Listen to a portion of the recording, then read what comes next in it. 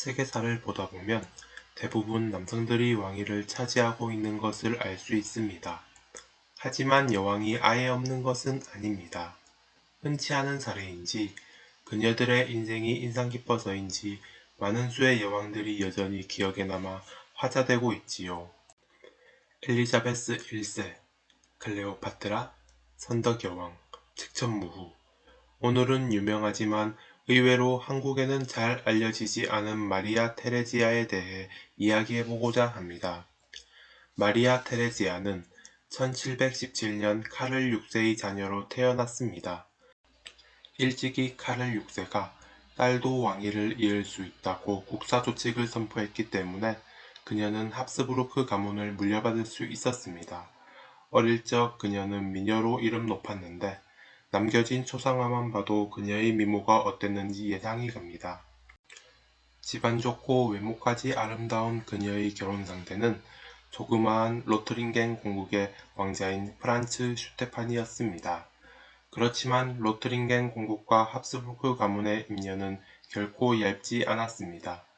이전에 터키군에 의해 수도가 포위되었을 때 구원해준 자 중 하나가 프란츠의 할아버지였던 것입니다. 하지만 둘의 결혼은 쉽지 않았습니다. 그 이유는 로트링겐 공국의 위치 때문입니다. 프랑스와 합스부르크 왕가의 사이에 있는 영토이니만큼 로트링겐 공국이 합스부르크로 넘어가는 것을 프랑스가 우려했던 것이지요. 결국 프란츠 슈테판이 로트링겐 공국의 영토를 포기한다는 서명을 하고 나서야 둘은 결혼할 수 있었습니다. 1736년 시작된 터키와의 전쟁에 프란츠도 참가하였지만 완패를 함으로써 그에게 군사적 재능이 없다는 것이 드러났습니다.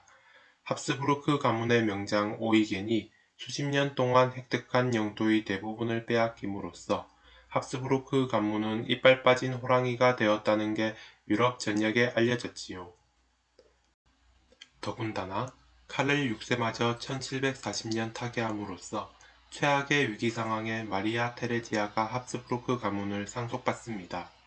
카를 6세가 주변국의 동의를 받아낸 국사조칙에도 불구하고 주변국들은 마리아 테레지아의 상속을 인정하지 않았습니다.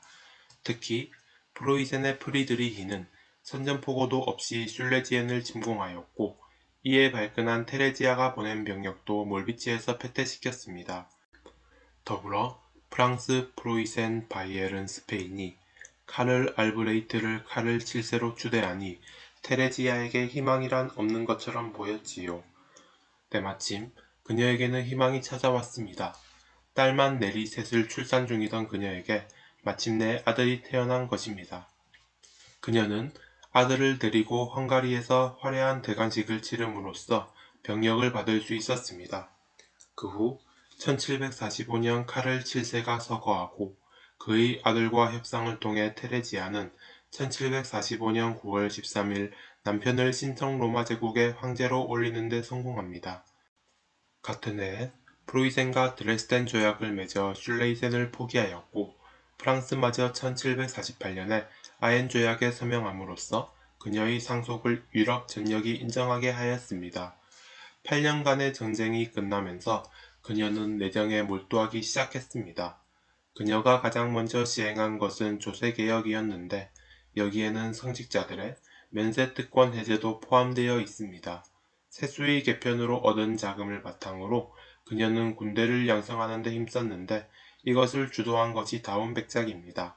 그는 군 전반의 재편을 통해 여러 지방에서 모인 혼합군대를 오스트리아군으로 만들었습니다.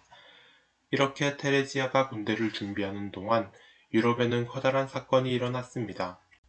이전까지 오스트리아와 동맹이었던 영국이 프로이센과 동맹을 맺은 것이었습니다.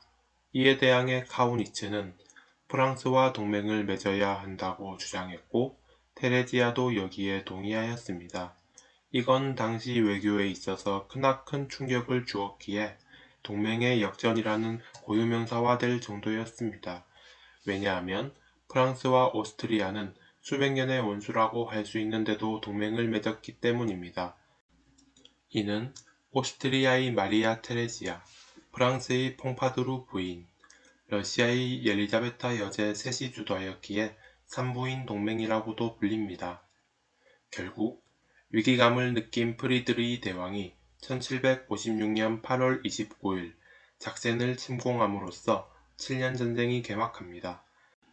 초기에 프리드리히 대왕은 빠르게 오스트리아를 패퇴시키고자 했으며 실제로 그럴 뻔하였지만 콜린에서 다운백작에게 패배해 기회를 놓치고 맙니다.